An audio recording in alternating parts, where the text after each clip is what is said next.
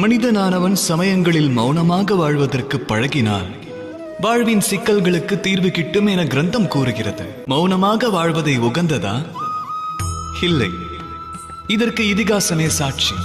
சமுதாயத்தில் அதிக இன்னல்கள் உருவாவதற்கு உண்மை காரணம் என்னவெனில், மனிதர்கள் அதை எதிர்க்க துணியாமல் மௌனமாய் இருப்பதே காரணம். மௌனம் சாதிப்பது ஒரு அஸ்திரமெனில் அதை தக்க தருணத்தில் உபயோகிப்பதே புத்தி கூர்மையாகும். நிரந்தர மௌனம் சாதித்தால் பல சுதந்திரங்கள் வாழ்வில் பறிபோகும். பிறகு பணிந்தே வாழ்வது தம் அனைவரின் சுபாவமாகி அதுவே தமது வாழ்வாகிவிடும். அதன் பின் ஆளுமை நீங்கி ஒரு சாதாரண கல்லாக வாழ துவங்கி விடுவீர்கள். உரைக்கும் வல்லமையை உரிய நேரத்தில் உபயோகிக்க வேண்டும். திருவாய் மலர்ந்து வார்த்தைகளை விடுக்கவும் அதை அடக்கவும் வழி அறிய வேண்டும். மௌனம் மகத்துவமே, ஆனால் தக்க வேளையில் அதை கலைப்பது அதைவிட அதிமகத்துவம் வாய்ந்தது.